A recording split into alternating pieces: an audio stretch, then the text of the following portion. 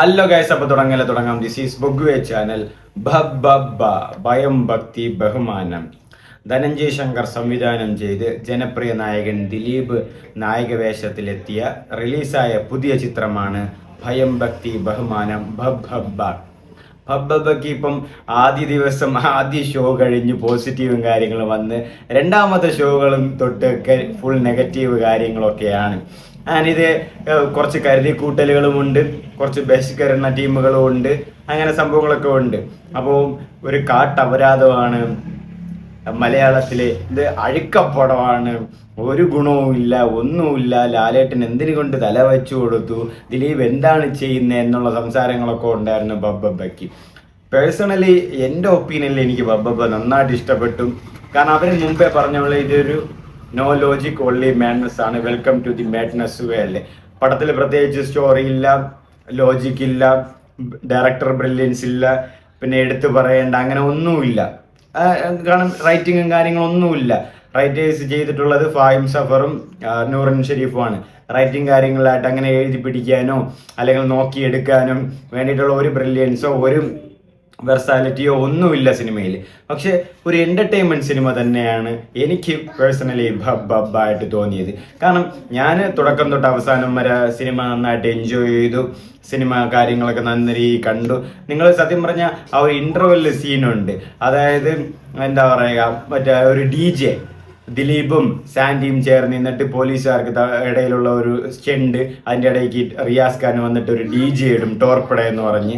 ആ DJക്ക് ഇടയ്ക്കാവുമ്പം അപ്പം സോന പാട്ടും പിന്നെ മറ്റേ ഒരു അമ്പാടി കുയിലല്ലേ ആ പാട്ട്, അങ്ങനത്തെ കുറച്ച് DJ പാട്ടുകളൊക്കെ ഇടുമ്പം നല്ല വൈബായിരുന്നു തിയേറ്ററിൽ. എനിക്ക് തോന്നുന്നു അത് തന്നെയാണ് വീണ്ടും വേണമെങ്കിൽ പോയി കണ്ടാൽ ആ ഒരു വർത്ത് സാധനമാണ്. കാരണം അതൊരു എനിക്ക് തോന്നുന്നു ഒരു 7-8 മിനിറ്റോളം ഉണ്ട് ആ സ്റ്റെൻഡ്, ഒരു ഇൻ്റർവെൽ സീക്വൻസ്. അത് തന്നെ വർത്താണ്. ആ രാത്രി ആ റോക്കറ്റും അങ്ങനെയൊക്കെ പൊട്ടുന്നതും കാര്യങ്ങളൊക്കെ നല്ല സീനാണ്. ഞാൻ സെക്കൻഡ് ഹാഫിൽ വരുമ്പോൾ ലാലേട്ടൻ ഇപ്പോഴും പറഞ്ഞു, ലാലേട്ടന് ഒരു നല്ല വിഗ് വെച്ചു കൊടുത്തൂടെ, ലാലേട്ടൻ എന്തിനാണ് ഇങ്ങനെ അഭിനയിച്ചതെന്ന്. എനിക്ക് കണ്ടിട്ട് അങ്ങനെ അത് ബോറായിട്ടോ ഒന്നും തോന്നിയില്ല. ഞാൻ ലിറ്ററലി ലാലേട്ടൻ വന്നോട്ട് ലാലേട്ടൻ പോയതുവരെ എനിക്ക് ലാലേട്ടൻ വേണമെന്ന് തോന്നിയിരുന്നു. കാരണം നമ്മൾ കണ്ട കാര്യങ്ങളൊക്കെ തന്നെയാണ്. ഈ മുണ്ടൂരല്, പിന്നെ മീശം പിരി, പിന്നെ മുണ്ട് മടക്കി കുത്തല്, പിന്നെ രാവണ പ്രൊഫൈൽ ഡാൻസ് റീക്രിയേഷൻ, ഈ കാര്യങ്ങളൊക്കെ ചെയ്തിട്ടുണ്ട്. പക്ഷെ അതിപ്പോൾ ചെയ്യുമ്പോഴും ആ ഓറ സ്കിൽ നിൽക്കുന്നുണ്ട് ലാലേട്ടന്. മനസ്സിലായില്ലേ? അത് ഇത്രയ്ക്കും ആ ഡിഗ്രേഡ് വരേണ്ട ആവശ്യം എന്താണെന്ന് എനിക്ക് എന്തായിട്ടും മനസ്സിലാവുന്നില്ല. ഇപ്പോഴും ഞാൻ കുറേ പോസ്റ്റുകളും കാര്യങ്ങളൊക്കെ കണ്ടു. എന്താ പറയുക, കാട്ടപരാധം ഇതെന്തോന്ന് സിനിമയുടെ പൈസ കളഞ്ഞുപോയി, പൈസ പോയി എന്നൊക്കെ ആയിട്ട്.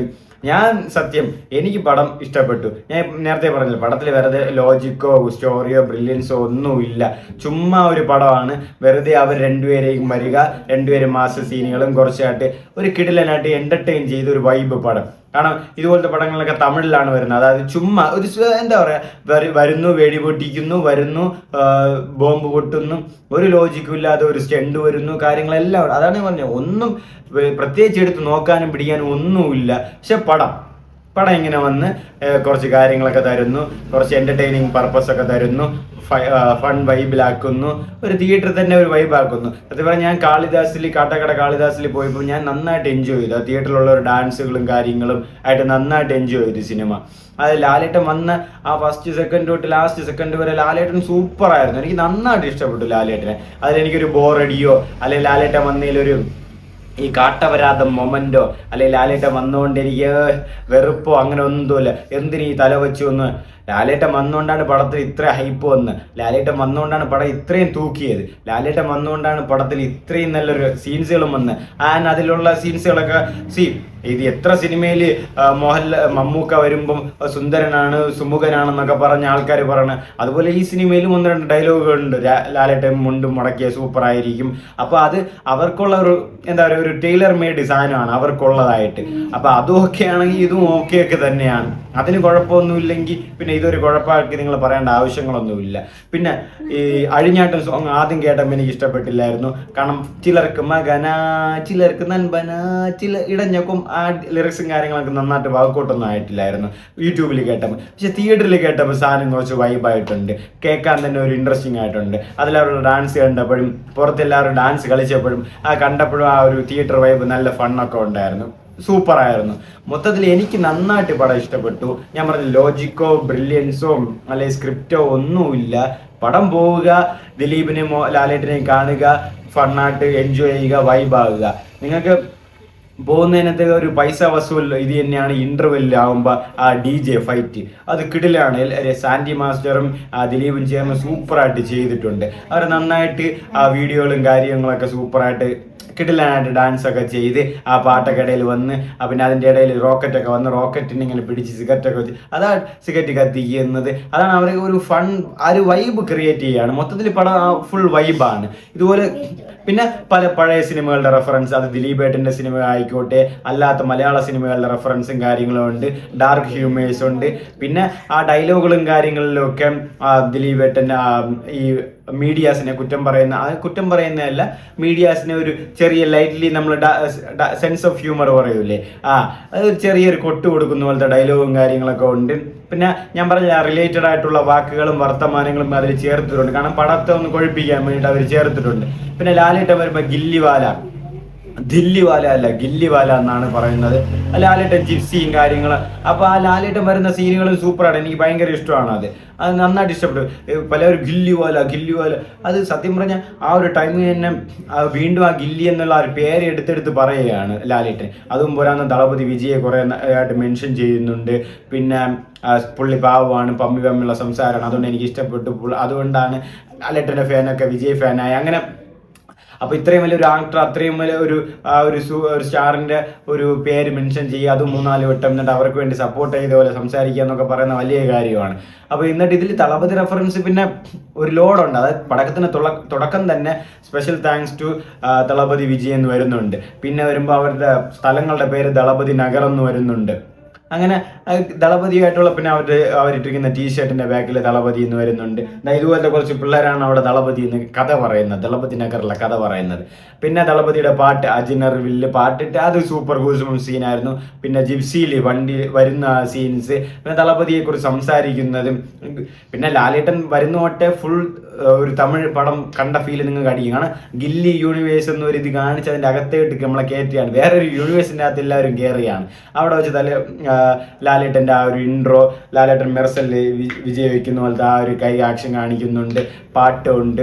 പിന്നെ അവിടെ കിടന്ന ഫൈറ്റുകളുണ്ട്, കോമഡി ഉണ്ട്, ഹ്യൂമറുണ്ട്, അങ്ങനെ കുറേ കാര്യങ്ങളൊക്കെ ആ സിനിമയിലുണ്ട്. മൊത്തത്തിൽ ടോട്ടലി എനിക്ക് പടം നന്നായിട്ട് ഇഷ്ടപ്പെട്ടു. ഞാൻ പ്രത്യേകിച്ച് കഥയോ കാര്യങ്ങളോ ഒന്നും നോക്കിയില്ല.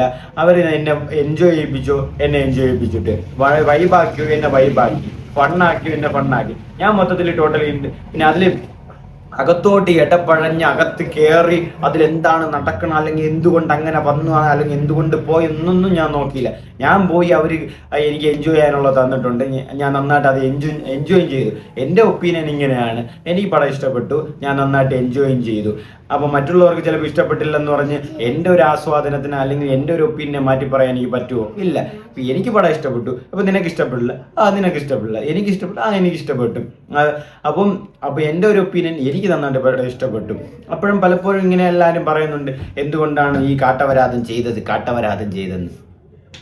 നിങ്ങൾ എന്തോന്ന് സിനിമ എനിക്ക് നീ അവിടെ എൻജോയ് ചെയ്യാനുള്ളതൊക്കെ ഉണ്ട്. എനിക്ക് ലാലേട്ടൻ വന്നപ്പം എന്താണ് ഇവരിങ്ങനെ കാട്ടവരാതം ചെയ്യുന്നതെന്ന് മനസ്സിലായില്ല. എനിക്ക് അങ്ങനെ ഒരു കാട്ടവരാതമായിട്ടും തോന്നിയില്ല. ലാലേട്ടൻ ഇടയ്ക്ക് അത് കാണുമ്പോൾ തന്നെ അറിയാം, ഭ്രാന്തന്മാരുടെ ഇടയിലാണല്ലോ ഭ്രാന്തൻ ഞാൻ എത്തിയെന്നൊക്കെ ദിലീപ് പറയുന്നുണ്ട്. അതായത് ലാലേട്ടൻ്റെ അവിടെ ഒരു സർക്കാസം പോലെയാണ്. അതായത് അവിടെ എല്ലാവരും ഭ്രാന്തന്മാരാണ് ലാലേട്ടനെ പൊക്കിയടിക്കുന്നത്. അങ്ങനെ ഒരു കോമഡി ആയിട്ട്, അങ്ങനെ ഒരു സ്പൂഫ് ടൈപ്പ് ഒരു കോമഡി ആയിട്ട് എൻ്റർടൈൻമെൻറ്റ് ഉണ്ടായിരുന്നു. സത്യം പറഞ്ഞാൽ എനിക്ക് നന്നായിട്ട് പടം ഇഷ്ടപ്പെട്ടു. ഞാൻ നന്നായിട്ട് പൈസ കൊടുത്ത് ആ ഡാൻസും കാര്യങ്ങളൊക്കെ കണ്ട് പലരും പറഞ്ഞ ഈ മുണ്ടൂരിയും മീശപുരിയും ഇയാൾക്ക് മതിയായില്ലേ എന്ന്.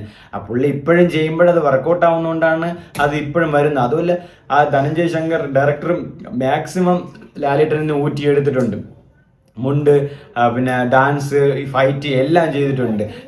മൊത്തത്തിൽ ലാലേട്ടൻ കിടുവായിരുന്നു അതിൽ. എന്തിനാണ് ഈ കാട്ടവരാത് ഇത്രയും ഡീഗ്രേഡിങ് എന്താണെന്ന് എനിക്ക് മനസ്സിലായല്ല.